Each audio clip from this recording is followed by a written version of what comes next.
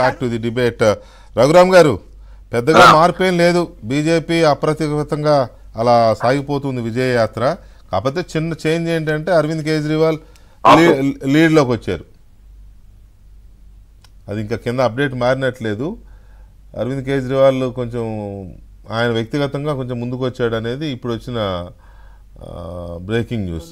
Right, anyway ఇందాక మనం అనుకున్న పాయింట్స్లో ఏ పాయింట్ ఎక్కువగా ఉపయోగపడింది అనుకోవచ్చు బీజేపీ అధికారంలోకి రావడానికి? ఎల్జీ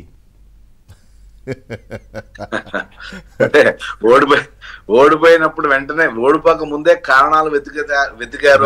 వెతుకుతున్నారే మా ఎమ్మెల్యేలు అంటున్నారని.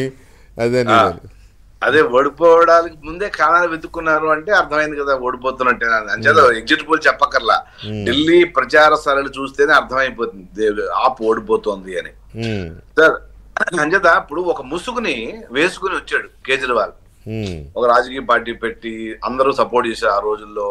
ఇతను ఏదో సాధిస్తాడు ఏదో చేస్తాడు అనుకుంటే ఢిల్లీని ఇంకా మేడం గారు చెప్పినట్టుగా ఇందిరా గారు చెప్పినట్టుగా ఢిల్లీని వదిలేసి గుజరాత్ లో నేనే, మధ్యప్రదేశ్ లో నేనే, ఉత్తరప్రదేశ్ లో నేనే, పంజాబ్ లో నేనే అని పరిగెత్తాడు. అరే నేను ఢిల్లీలో నువ్వు చూసుకోయా బాబు, నువ్వు ఢిల్లీ అయిన తర్వాత కదా మిగతా సంగతి అంటే.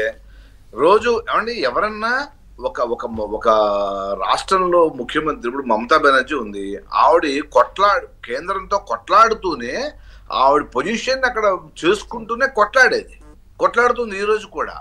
ఢిల్లీతో ఏ రోజు రాజీ పడలా, ప్రభుత్వం ఎవరున్నా ఢిల్లీతో రాజీ పడేది కాదు, పడట్లే కూడా. అలాగే చంద్రబాబు గారు అన్నారు రాష్ట్ర ప్రయోజనాలు చూసుకుంటూనే కేంద్రంతో సఖ్యత ఎలా మెయింటైన్ చేయాలి, ఎలాగైతే రాష్ట్రంగా ఆయన అనుకున్నది రాకపోతే ఏ విధంగా కొట్లాడాలని నేర్పించాడు. అంతేగాని నువ్వు ముందర ఇక్కడ రోజు కొట్లాటే, దేనికి కొట్లాట అతనికి తెలియదు, ఏదో రకంగా దెబ్బలాడాలా. ఇప్పుడు రోజు పేచీ కూరని ఎవ్వరూ ఒప్పుకోరండి, 3 పెళ్ళం కూడా ఒప్పుకో రోజు పేచీ కుట్టాను. అలాగే రాష్ట్ర ప్రజలు, ఢిల్లీ రాష్ట్ర ప్రజలతో అతని సంబంధాన్ని కేజ్రీవాల్ తెంపుకున్నాడు. ఎందుకు తెంపుకున్నాడంటే రోజు కొట్లాట, ఏదో కొట్లాట, ఎందుకు పనికిరాని కొట్లాట. నిజంగా విషయం ఉండి ఇప్పుడు ఢిల్లీకి స్టేట్ హోదా, పూర్తి స్టేట్ హోదా లేదు. అమలు శ్రీలా దీక్షిత్ గారు 15 సంవత్సరాలు పనిచేయలేదాన్ని, ఈయన ఒకటి పనిచేయడండి, పనిచేయలేదా? సో అక్కడ మిస్ అయ్యాడు ఆ క్యాలిక్యులేషన్స్. ప్రజలు కేవలం ఉచితాలు ఇచ్చేంత మాత్రాన నెత్తి మీద పెట్టుకుంటారు అనుకుంటే ఆంధ్రప్రదేశ్ లో జగన్మోహన్ రెడ్డికి 50 చూశాడు కదా, ఆయన అనుకోని రాకపోతే ఎలా అండి?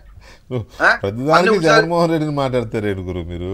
అంటే మీరు బాగుందండి, ఉచితాలు ఇచ్చేసి అసలు సమస్య లేదు, 175 రాదే అన్నారు కదా. మరి కేజ్రీవాల్ ఇచ్చిన ఉచితాలన్నీ మీరు కూడా ఇస్తామని ఎందుకన్నారు? సేమ్ ఆయన 21 ఉందండి, కాదు. నిజానికి ఆ పాయింట్ నేను ఇందాక నా ఇంట్రడక్షన్ లో కూడా చెప్పాను. బీజేపీ డిఎన్ఏలోనే ఉండదు ఈ ఉచిత పథకాలు ఇష్టం వచ్చినట్టు గుమ్మేయడం అనేది ఉండదు. అలాంటిది కేజ్రీవాల్ ఏమి హామీలు ఇచ్చారో అవన్నీ ఇచ్చేసి ఇంకొంచెం ఎక్కువ కూడా ప్రకటించారు. చంద్రబాబు నాయుడు గారు జగన్ కన్నా ఎక్కువ ఇస్తా అన్నాడు కదా, ఒక్కళ్ళు కాదు ముగ్గురికి ఇస్తాను, 2000 రూపాయలు మహిళలు. చంద్రబాబుని చూసి నేర్చుకున్నారా మీరు? ఢిల్లీలో చంద్రబాబు మిమ్మల్ని గైడ్ చేశాడా? కాదు, మహిళల్లో జగన్ కంటే తక్కువే చంద్రబాబు ఇచ్చింది, జగన్ కంటే తక్కువే చెప్పారు కదా, ఒకళ్ళకైతే ముగ్గురికి అమ్మఒడి ఇస్తాను. అదే అంటున్నా. ఇవన్నీ ఇప్పుడు ఆప్ పార్టీ చరిత్ర అయిపోబోతుంది ఇప్పుడు. ఎందుకంటే మెయిన్ ఢిల్లీలోనే ఆప్ యొక్క మెయిన్ చరిత్ర సృష్టించబోతుంది. చూడండి, ఇవాళ ఒక్కరోజే మీది, రేపు నుంచి మాదే. అదే పాపం ఆశలో తప్పులేదండి, ఇప్పుడు ఆశలో ఉండాలా, ఆశ లేకపోతే పాపం రాజకీయం అలా చేస్తాం, చేయలేం కదా. సో చేత ఇప్పుడు నెక్స్ట్ పంజాబ్ ముఖ్యమంత్రి ఎప్పుడైతే ఢిల్లీలో ఆయన కూడా ఓడిపోయాడో పంజాబ్ లో గౌరవం దక్కదు, అతను థ్యాంక్ యూ వెరీ మచ్ అంటాడు రేపు పొద్దున పంజాబ్ ముఖ్యమంత్రి. నెక్స్ట్ ఆపరేషన్ లోటస్ చేస్తున్నారు అక్కడ.